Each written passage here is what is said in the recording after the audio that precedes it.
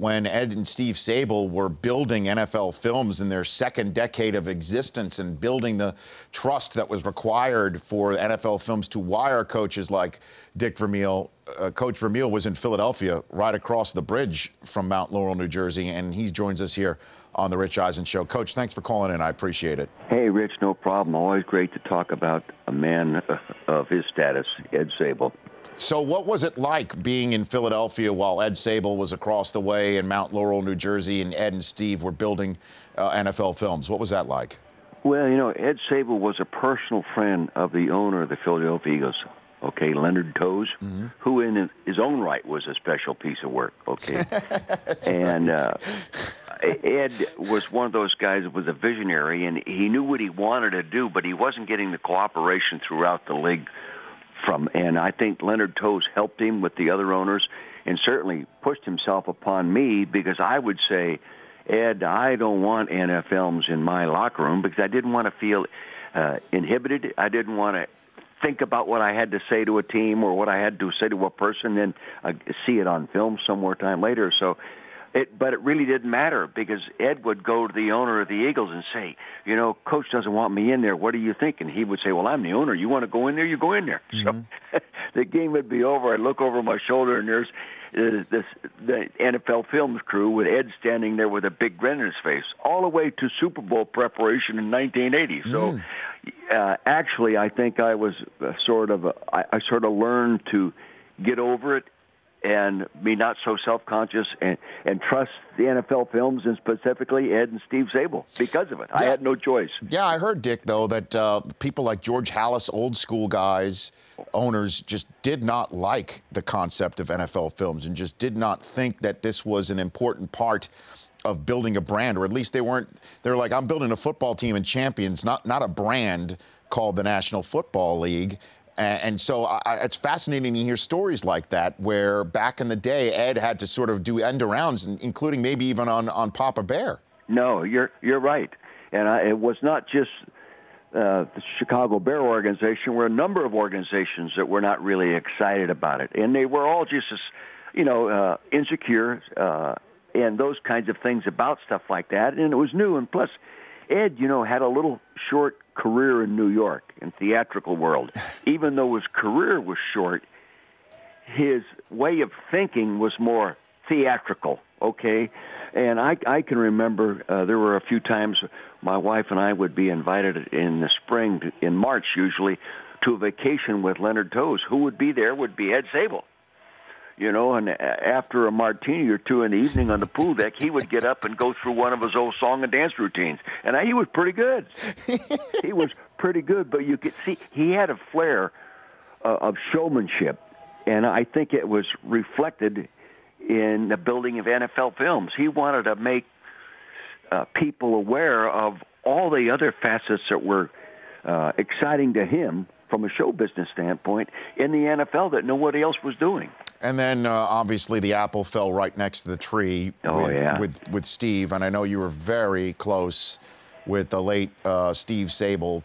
What do you think Ed and Steve are talking about right now, Dick? Like right now, if we could wire them for sound right now, what do you think they're talking about, Dick? Well, they had an unbelievable father-son relationship, okay? Yeah, as you know the story all the way back to Haverford High School when Steve was playing, his dad started videoing, filming him, that kind of stuff. But I would say they're talking about new approaches to the new things that are going to happen in the National Football League in the future, the new technology, the adopting of it, the drone being used, these kinds of things, because they're always going to be, and they were always going to be one step ahead. But when I first remember Steve, I remember him carrying a camera on his shoulder, not so much in the overall building of the company from a filming standpoint. I mean, he was a practitioner. He was in the locker room, in the studio, with a camera on his back, filming the stuff that his dad directed him to do.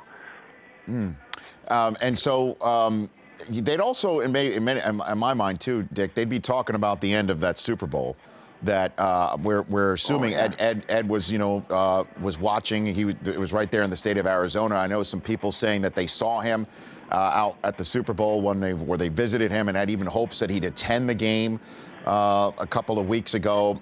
And your Super Bowl ended on the 1-yard line as well. I'd be remiss if I didn't ask you your thoughts on the final play call of the Seattle Seahawks of the 2014 season for them.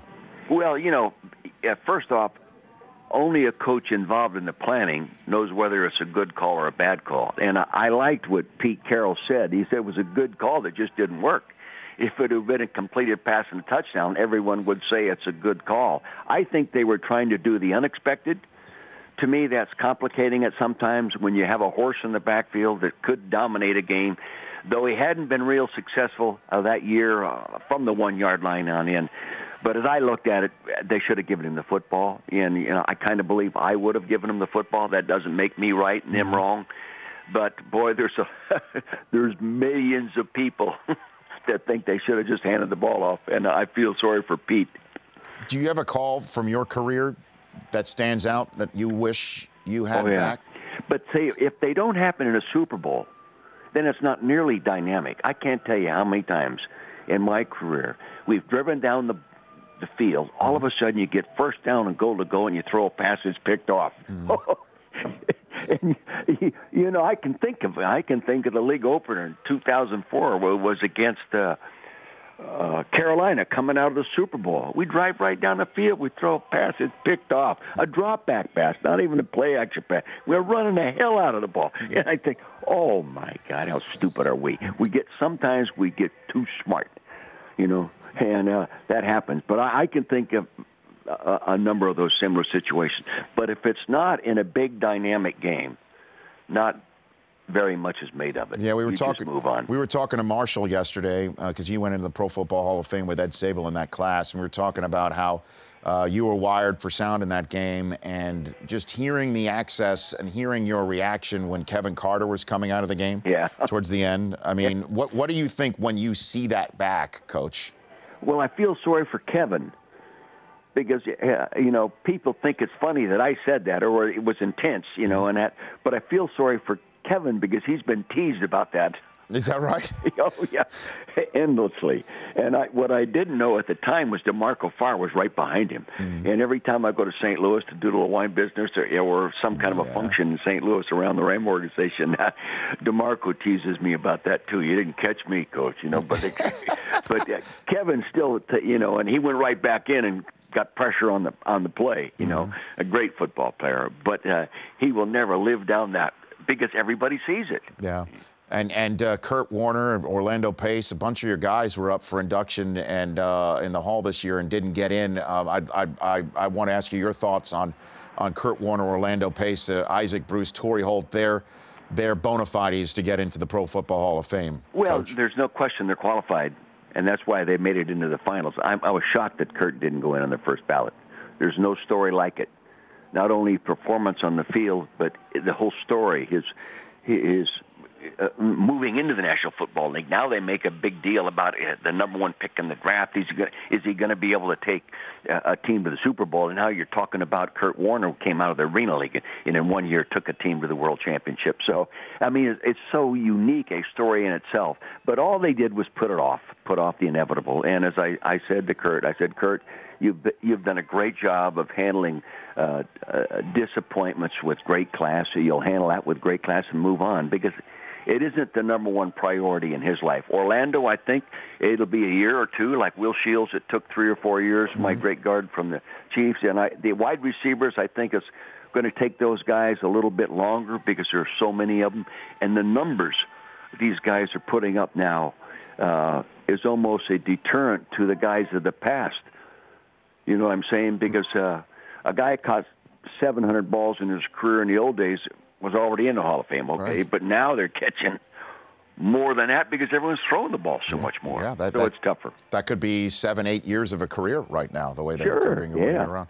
Coach, no question. Coach, VermeilWines.com is a place to get your fantastic juice. Well, you know it. You drink it, so it's going well. Oh, yeah. Our 2012s will be coming out soon, and they have already won awards that are the best, and we've hired a new winemaker, and Thomas Rivers Brown, who's produced wines that have scored 100 by Robert Parker. So All right. we're trying to go to another level within the business, and it's going well. Thank you. Excellent. Dick, thanks for calling in. Look forward to the next chat already. Okay, Rich, take care. You bet. That's Dick Vermeil, head coach of the Super Bowl champion Rams. The Rich Eisen Show, weekdays at noon Eastern.